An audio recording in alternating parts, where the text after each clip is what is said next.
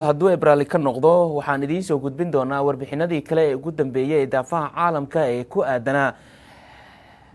wararka caalamka ay ka qoreen cunaqabataynta dowladda Mareykanka ee madaxweyne Donald Trump uu soo saaray ee ku aadan in Iiraan cunaqabatayn cusub uu ku soo rogay. xubintii ciyaaraha ee barnaamijka bandhiga telefishinka Universalna waa daawan doontaan hadduu Ibraali ka noqdo. Ha yeeshee qodobadii aad soo daawateenna waxaa ka mid ahaa waraysigii aan la yeelanay afhayeenka maamulka gobolka Banaadir ee ku aadanaa diyaargarowga toddobaadka maalmaha xurriyadda oo iminka laga dareemayo magaalada Muqdisho. barnaamijka bandhiga qaybihiisa dambe ayaa daawanaysaan. haddii aynu eegno magaalada Jowhar ee caasimadda maamul goboleedka Hirshabelle waxaa kula kulanay gudoomiyaha gobolka Shabeellaha Dhexe Axmed Mayre Makaraan waxaana la kulmay wariyaha magaalada Jowhar Ibrahim Cali Nuur waxaana wax ka weydiiyay kaalinta maamulka gobolka Shabeellaha Dhexe uu ku lahaa ka qayb qaadashada daminta colaad ku salaysan argooso iyo aanooyin qabiil oo soo kala dhex gashay laba beelood oo ka mid ah beelaha wadaaga ee ku nool gobolka Shabeellaha Dhexe. gudoomiyaha ayaa sidan u sheegay barnaamijka bandhiga telefishinka Universal. aad iyo aad u mahadsantihiin. muddo badan run waaye safar ayaan ku maqneen. safarkaas oo ku jirna maartay degmada Cadal iyo degmooyinka kale oo laha dhinaceeda ku yaala sida Warshiq iyo Raagaceel iyo Balcad maadaama ay maartay xaalado badan ay ka jireen meelahaas oo isku dhacay ay ka jireen. degmada Cadal markaan u soo laabto xaaladda dagaalkaas muddo badan ayuu dagaalkaas u jiray. wax badan maamulka gobolka iyo maamul goboleedka Hirshabelle dadaal badan ayaa lagu bixiyay iyo juhdi dheer. mar alla markii wax soo dhawaadaan ay wax dib u sii ka hayeen. xaaladiisa markii ugu dambeysay waad ogtiin inay si badan oo dagaal u dhacay dadna ay ku dhinteen badan. aad iyo aadan ugu xunnahay waa maartay wax aan mar badan ka digaynay ama mar badan aan maartay jeclayn inay waxas dhamaadaan si dadkaasi iyo dhibaatadaas aysan u dhicin. laakiin waxay qoranna cidna ma celi karto. xaaladii dagaalkii hadda waxaa lagu dhawaaqay haba joojin. xaaladii hadda way degan tahay. meel fiican iyo dadaal fiican aan socdo. waxaan rajaynaynaa markii inuu soo afjarmo hadduu Ilaahay yiraahdo. hadda qorsho ma idin degsan yahay oo mar kale gogol nabadeed inaad u dhigtaan beelaha? qorsho wuu diyaarsan yahay. waxaa hadda socda iyo dadaalada hadda la sameeyay oo haba joojinta hadda lagu dhawaaqay waxa ka mid tahay qorshaha la qaatay in dib u heshiisiintii dib loo sii bilaabo. xogaa maartay ka timiday xaaladeedii dib u dhac ka yimiday. dib u heshiisiintaasna in lagu dhameystiro waxyaabihii dhacay iyo wixii soo noqday oo dagaalkii soo noqday si ay xaaladaas loo gabagabeeyo ayaa maartay processkeeda lagu socda. hadda waxa la bilaabay haba joojin. haba joojintaas lagu wada dhawaaqay beelihii oo wada dhan iyo maartay dadkii kale hawsha u xil saarayba. inta dhiman waxaan rajaynaynaa hadduu Ilaahay yiraahdo inay ayadana fadhiyadii ay sii socon doonaan hadduu Ilaahay yiraahdo. dhinaca kale maadaama hadda lagu guda jiro xilli roobaadka maamulka gobolka Shabeellaha Dhexe adiga ugu sareysan muddooyinka dambe caasimadda Hirshabelle waxaad ka wadeen howlo markaas aad ku buuxinaysaan meelihii godadada wadooyinka magaalada bartamaha ka maro. marka guud ahaan maxaa idinkaga qorshaysan gobolka Shabeellaha Dhexe burburka wadooyinka haddii noqoto xaafadaha caasimadda Hirshabelle oo muddooyinka dambe dadka ay cadeysteen in biyaha isku xiran cid waliba ay samaysato wax la yiraahdo caratuur cara ay ku hordaasato sidaas ay noqoto in meel kasta biyo ay fadhiyaan. marka guud ahaan arrimahaasi maxaa maamulka kaga qorshaysan? aad u mahadsantahay. waa su'aal fiican. waxaa nooga qorshaysan qorshaha hadda aan bilownay waa meelaha ugu daran caasimadda ama wadooyinka gudaha magaalada ku yaalo in aan maaragtay aan ku sameeyno maaragtay dayactir. horey waa u qorsheynay oo xataa waxaan ku sameynay si loo wada wadooyinka dayactir loogu wada helo qaab ayaan ka gobol ahaan iyo ka degmahan anagoo iskaashayn ayaan hore ugu sameynay qiimeyntii markay noo dhamaatayna waxa yimid wadada ayaa xogaa culays ka yimiday. culayskaas ka yimid dib noo dhigay. culayska hadii uu dib noo dhigay hadda xaaladda waxaan ku sameynay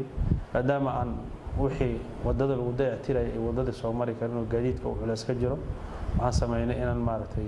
gudaha aan ka helno maartay waxyaabo wadada lagu dayactiri karo. waxaasna aan u adeegsano meelihii dharaay oo shacabka dhibaatada ay ku qabeen sida aragteen wadada tiida hadda shaqada laga qabtay. marka roobkii aan ugu soo degdegay oo xoogaa roobkii maartay maalintii isla maalintii dambe yimid. roobka haduu yimaadana hadii biyo ku jiro dhulka meeshii lama sameey karo. marka biyo intay ka baxaan oo haddana maalin kale jaanis aan u helno ayaan sugaynaa si aan meelaha daran oo kale inta haddana ugu sameeyno sidii meeshaas wada dayactiro kale. dhinaca dhaqaalaha haddii aan fiirino waxaa jira warar sheegaya oo dadka isla dhexmarayaan in dhaqaalaha ka soo harooda gobolka in maalintii la kala tuurto oo wax dhaqaalo ama maamulku u dhaco ama keed inaysan jirin marka arrimahaas maxaa ka jira aad u mahadsantahay waa su'aal fiican dhaqaala gobolka horta sideedaba gobol dhaqaale oo ku xisaabtamo meesha ma yaalin dhaqaale la dhihi kara maanta gobolka ama maamul goboleeda heli karana meesha ma yaalin waxa yaalla waxyaabo yaro laga soo qaado dadka ama kasamida laga qaado waxaasina waxay dhaafi leeyihiin ama xataa ay kobargaray leeyihiin adeega markaa looga baahan yahay bulshada hadday noqoto maartay mas'uuliyiinta shaqeeyayso hadday noqoto dadka jooga maartay howlaha shaqada ku dhex jiro marka haddii caawa la soo xireeyo dhaqaale badan oo dhaqaalaha intii isgaaro mushaari dadka looga dhigi karana ma ahayn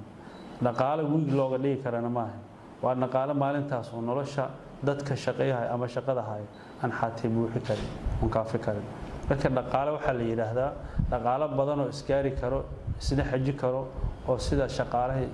maamulka gobolka ama maamulka degmada iyo shaqaalihiiba mushaar lagu sii karo marka dhaqaale haddii oosan dhamayn waxaa lagu seefgareeyaa amniga hadda ka jira magaalada iyo hareeraheeda iyo waxa lagu wado waa inta yaro dadkaas ay bixiyaan cashuuraan ay u bixiyaan wax ka badan soo ma galan gobolka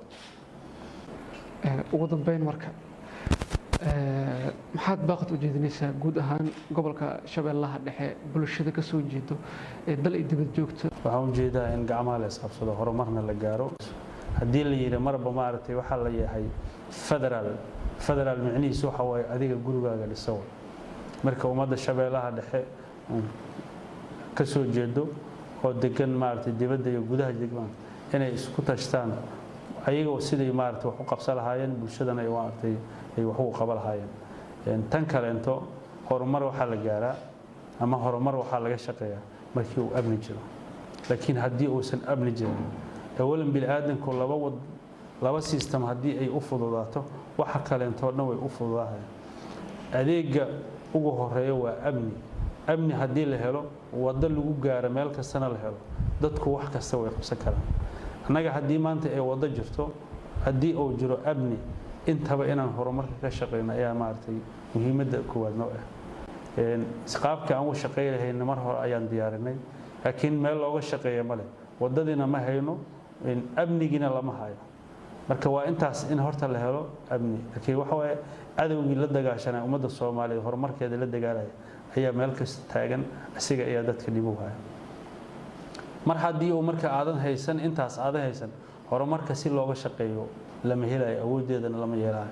annaga hadda inta ka hor waxaan sida badan ka shaqeeynay dadku inay helaan isfaham xagga waxaan u badnayn shaqadayna inaan ka shaqeyno dadka maarta xagga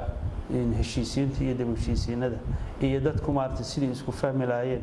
iyo xaaladaha jira sidaan maarta dadka ay dib u heshiisiin u sameeyeen culaysyada ugu badnayd intaan gobolka joogo aan ka shaqeeyay systemkaas ay ahayd haddii marka nabad la helo wadadina ay okay noqoto wadad fiican la helo waxaa noo fududaahayso ina adeegyada kale oo bulshada ay u baahan tahay ay noo fududaadaan si dhaqsiina aan uga shaqeyn haddii Ilaahay yiraahdo waxa kaliya ay ku xiran tahay xataa uma baanin hay'ad annaga ayaa intaas oo dhan iska saacidi karna waxa iska saacidi karna in inta ku nool caasimadda hadda Jowhar